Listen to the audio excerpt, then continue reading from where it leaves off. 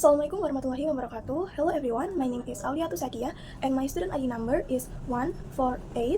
Today I will present about the impact of the conflict between Iran and United States in economy and international business from the perspective of Sri Lanka. First, we will talking about their national economic condition, which in fact, in late 2019, Sri Lanka descended into the worst economic crisis in history.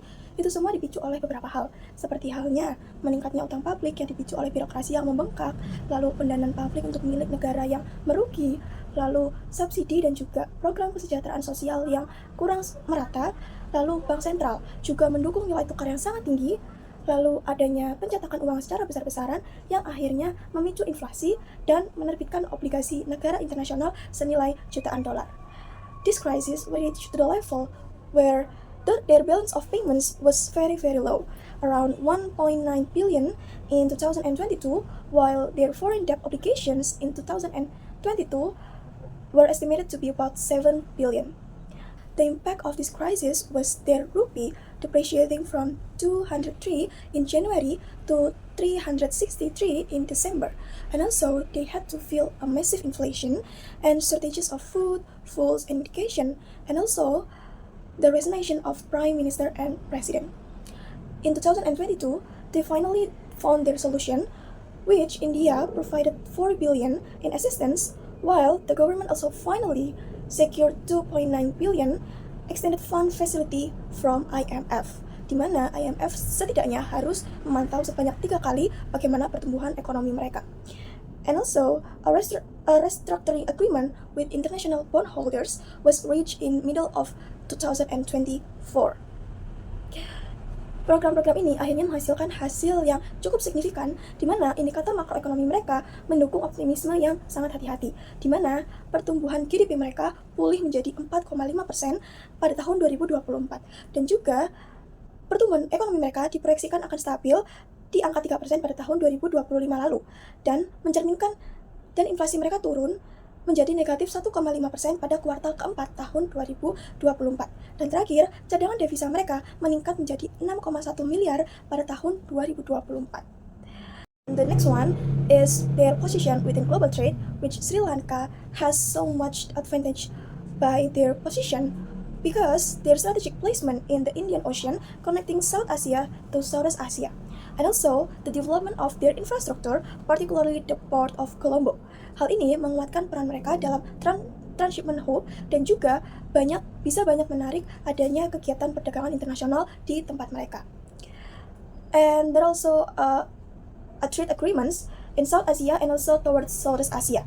In South Asia, Sri Lanka has established FTA with India and Pakistan, focusing on trade goods. But in Southeast Asia, Sri Lanka's engagement is highlighted with FTA with Singapore, dan juga baru-baru ini mereka melakukan agreement dengan Thailand. Kita selanjutnya membahas terkait energy dependency mereka, di mana oil constitutes around 40% of Sri Lanka's total energy supply, yet only 39% of petroleum consumption is supported by their domestic, which mean the remaining 61% relies on external sources. So that's why Sri Lanka dinilai negara yang sangat terpengaruhi oleh krisis ini, karena mereka banyak mengandalkan sumber energi dari ekspor. Alright, so let's move to the next chapter, which is the country relations with Iran and the US. And we're gonna talk more about their diplomatic relations. But I have to make a point that Sri Lanka is really effort to maintain their neutrality towards this conflict. It is because they mainly as a part of a non-bloc country, right?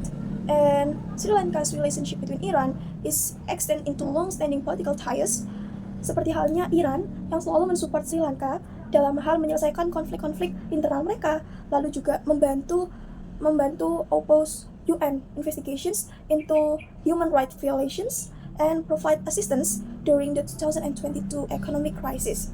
Sebaliknya, Sri Lanka juga banyak membantu Iran, seperti halnya express concern over rising Middle East tensions following the killing of Qasem Soleimani by the United States around 2020, supported the November 2023 UN resolution calling for humanitarian ceasefire in Gaza, established the Gaza Children's Fund, and donated 1 million to UNRWA in April 2024.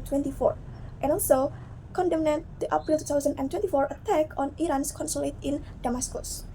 And also, the relationship between US are grounded in shared democratic principles and a commitment to a rule-based regional and global order. Di mana US policy toward Sri Lanka focuses on strengthening democratic institutions, supporting economic developments, countering terrorism, and advancing a free, open, and prosperous Indo-Pacific. Ada beberapa hal yang dilakukan oleh Sri Lanka untuk membantu adanya konflik ini. Seperti halnya Presiden Anura Kumara Dissanayake menyatakan bahwa tidak ada aset militer dari pihak manapun yang boleh diizinkan masuk ke negara mereka yang terlibat di dalam konflik tersebut. Oleh karena itu, pemerintah Sri Lanka menolak izin pendaratan bagi 2 pesawat militer US di Bandara Matala dan menolak masuknya 3 kapal angkatan laut milik Iran. Pemerintah Sri Lanka juga menolak untuk mendukung proposal Bahrain di PBB yang dimana itu melawan Iran dengan alasan yang bias.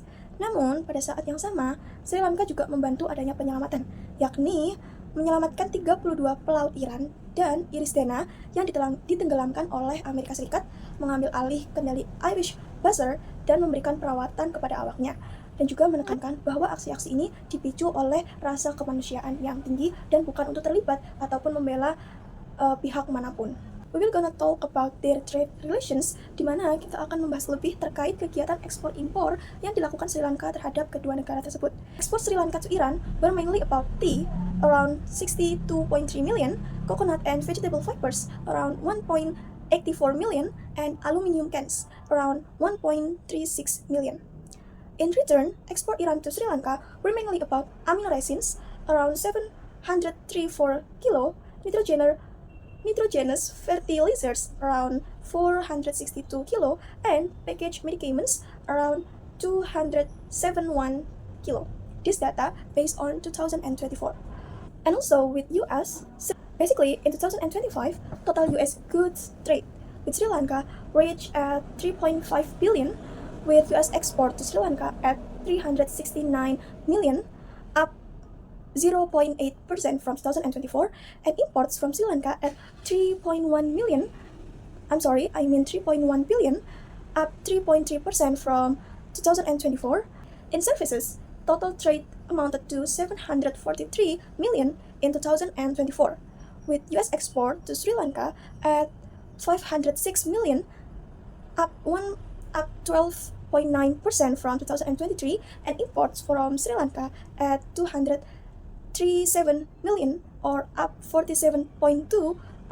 So for the geopolitical alliance, Sri Lanka continued to navigate a complex and shifting landscape, balancing the strategic interests of regional and global powers. So let's move to the last chapter, which is the impact of this conflict in so many ways, including the economic impact. Sri Lanka, seperti yang kita tahu, mengekspor 61% energi supply mereka, dan terbukti mereka mengalami adanya keterbatasan cadangan hanya sekitar 1 bulan konsumsi saja cadangan mereka. The country finally introduced again a QR-based full rationing system like they had in their economic crisis around 2022, which is setting weekly limits of 8 liters for motorcycles, 20 liters for tuk-tuks, 25 liters for cars, 100 liters of diesel for buses, and also 200 diesel for trucks. And despite these restrictions, fuel prices also risen by about 33%.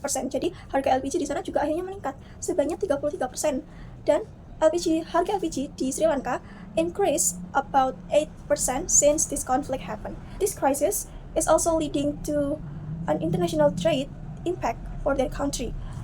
Karena seperti yang kita tahu, Sri Lanka sama saja seperti negara-negara besar pada umumnya, di mana cukup bahkan sangat terganggu dengan adanya penutupan jalur utama ini, seperti halnya Selat Hormuz. Trade and export activities in Sri Lanka have been disrupted by rising logistic costs, shipping risks, and also delays due to instability in key road study. And also, not only that, the labor market is also under pressure. Kenapa? Karena pekerja-pekerja migran di Middle East itu banyak mengalami kehilangan pekerjaan. Akhirnya mengakibatkan adanya declining remittances and reduced household income. Impact apa sih yang terjadi di bisnis dan juga investment yang diakibatkan oleh konflik ini? Seperti halnya sudah kita tahu bahwa global perceptions of regional instability is really, really important. Because this often lead international investor to adopt a more cautious approach. Jadi, stabilitas perekonomian di suatu negara itu cukup membuat investor-investor asing itu yakin atau tidak mau berinvestasi di negara tersebut. Dan akhirnya mereka mencari option yang lebih aman, lebih stabil, dan lebih terpercaya lagi. As a result, investment flows through Sri Lanka may slow down, with investor delaying or reconsidering their commitments and decisions, particularly in long-term infrastructure projects and also capital markets. This conflict also bring impact to business strategy. Why? Because, in fact, starting from March 18, 2026, a 4-day work week was introduced for office, schools, and university, with Wednesday atau hari Rabu sebagai hari libur nasional mereka. Jadi kenapa hal ini dilakukan? Karena untuk mengurangi adanya penggunaan BBM. Jadi tidak akan banyak orang keluar menggunakan BBM jika tidak untuk bekerja, sekolah, ataupun kuliah, ya kan? Additionally, full distribution is also regulated based on vehicle license plate numbers. Sri Lanka akhirnya meregulasi distribusi bahan bakar berdasarkan nomor yang ada di plat kendaraan mereka. Jadi kenapa ini berdampak ke bisnis strategi? Karena bahan bakar merupakan salah satu komponen utama dan juga komponen yang penting jika kita ingin menjalankan bisnis.